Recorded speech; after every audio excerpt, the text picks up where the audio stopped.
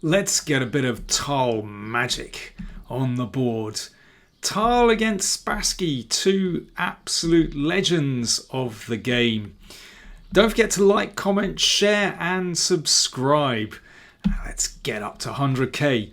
So I'm looking at this game that was played in 1980 in the Netherlands, and it follows the main line of the Spanish, or the Rey Lopez, as we say in West London. And it's once again this so-called Breyer variation that I focused on in the last game. Spassky against Portisch, that was another classic. So here we go, main line, that pawn on h3 prevents the bishop coming out to g4, and white is ready then to play d4. And now that knight just ducks back. And this is the so-called Breyer variation, named after, well, a Hungarian chap, one of the hypermodern players in the early part of the 20th century who devised this clever system.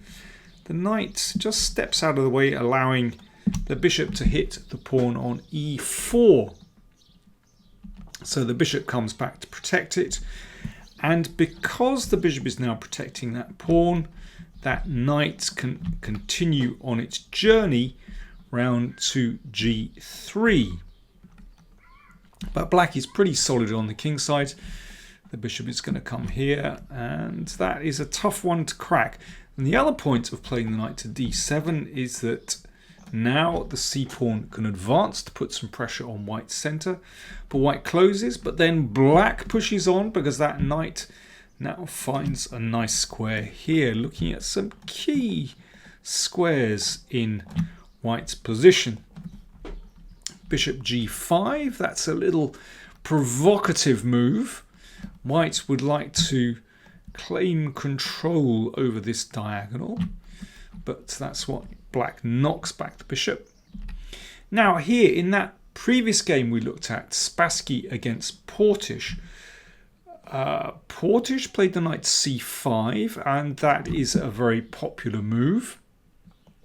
But here Spassky played rook b8, so he's perhaps looking later on to drop that bishop back and then maybe advance with pawn to b4, sometimes even take here to get some pressure on that b2 pawn.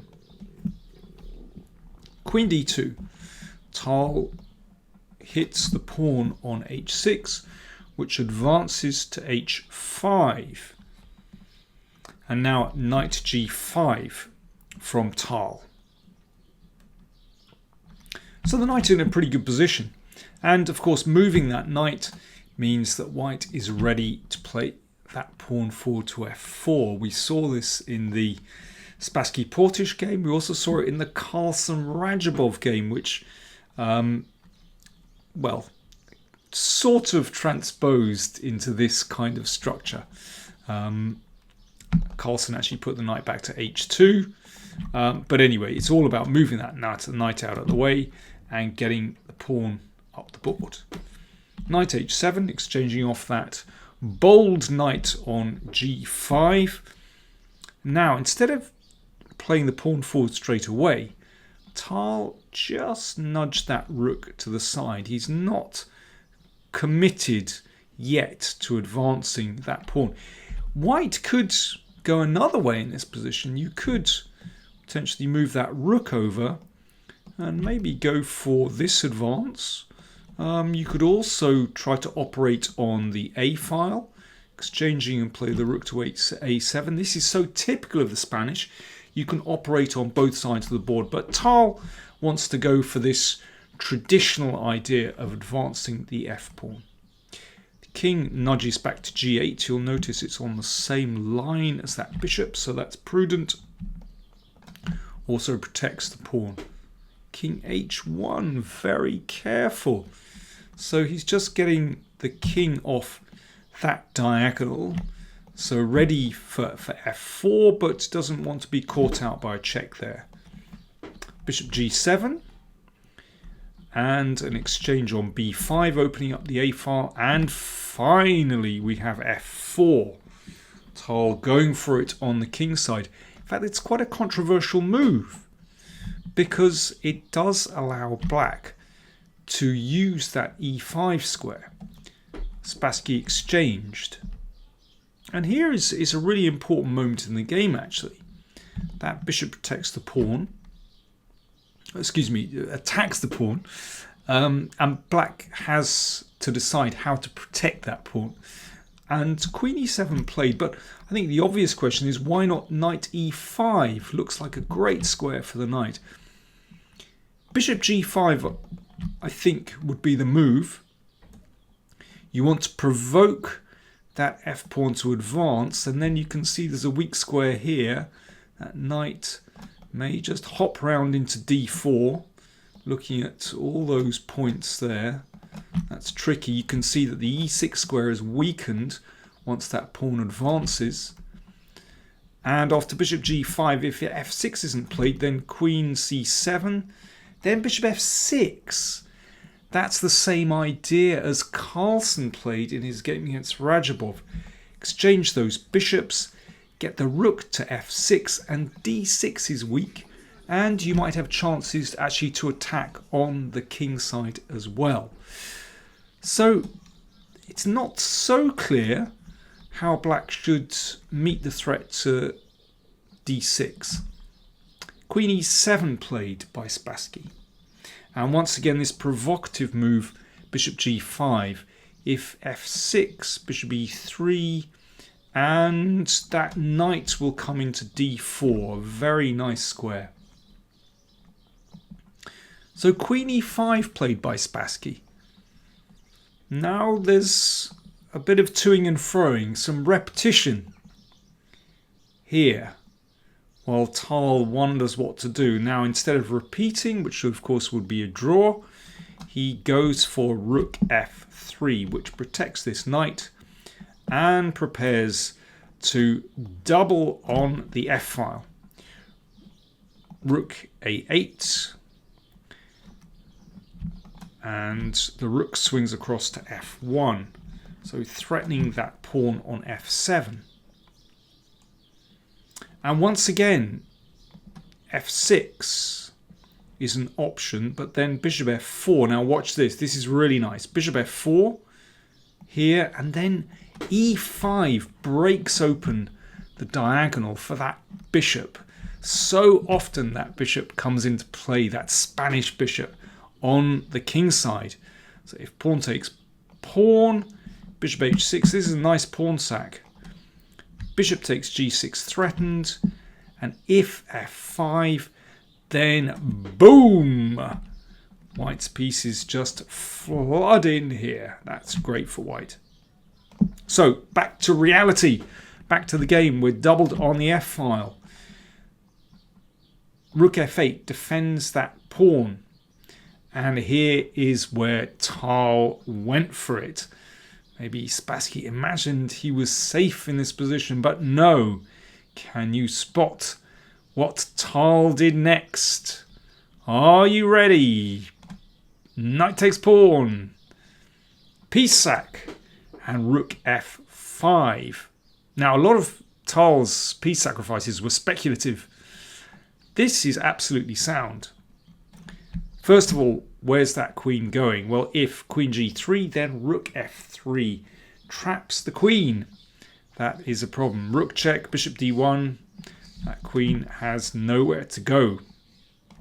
So after rook f5, the queen moved back to e8. And now here is the key move in the attack, which maybe Spassky underestimated. Once again, this beautiful pawn sacrifice, e5, opening up this diagonal. Now that pawn can be taken in, well, several ways. Obviously not with the queen, that would be taken. But let's just have a look. In the game, Spassky took with the pawn. We'll look at that in a second. Knight takes allows bishop f6. Let's say the knight comes across to try to block things out. Then rook takes. And this is fatal. So if bishop f6, queen h6 and mate next move. And if bishop c8, well, you can just exchange and queen h6 and again mate next move. Okay, what about bishop takes? Then again, that bishop f6 move. Now that blocks this f-pawn and allows the queen to swoop in, and that's going to be mate in a couple of moves once the rook moves to one of these squares and that bishop comes into play. Spassky took on e5 with the pawn. Bishop h6. So now rook g5, queen g5, both threatened with destruction. Now if pawn to f6, covering that square, then white takes and rook g5 check. And well, something similar happened in the game, but let's just check this out. This is going to be mate just in a couple of moves. Let's see here and mate there. Let's come back here. So bishop h6 with these threats. Rook g5, queen g5. So rook a6 from Spassky. Looking, well, it's attacking the bishop, but looking to block on g6. Of course, that can be blocked out. Takes, takes, and d6, a key move, shutting out the rook. And that pawn is also a very useful piece in the attack. So queen g5 or rook g5 threatened, so therefore f6, and now basically we've seen this before, rook g5 check. If pawn takes rook, queen takes leads to mate. So king f7 and this move bishop g6 check wins, of course. King has to move. Now you could just swipe the queen here, but Tal has seen something even better. Bishop takes queen is winning, but watch this. Bishop f5 check. The king goes back, and now queen d1. This is very cheeky from Tal. This is even stronger than taking the queen.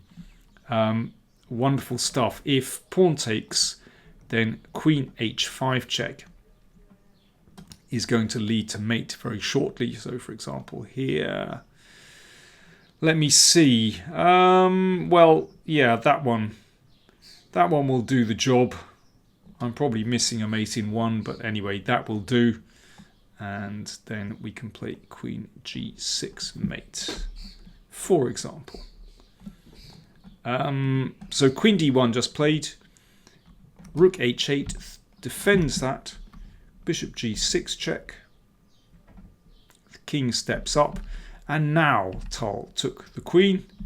And now he's ready to go straight in with his queen. So he's a queen for two pieces up. And this is completely winning. The queen threatens the rook. Rook d8. Rook g7. King takes and queen f7. That was the final move. Well, Spassky he's lost his queen. His king is running all over the place, and understandably, he decided to resign at this moment. Yeah, rook d1 check is coming, and that really is the end of the world as far as black is concerned. Well, Tal on scintillating form. Nice sacrifice with knight h5. But for me, the key move in this position is e5. Just letting that bishop rip through to the king's side. Wonderful stuff. So there we go. Yet another game where the Breyer variation gets an absolute drubbing. It's actually a pretty good variation, but well, in this case, it all worked perfectly for Tal. Thanks for watching.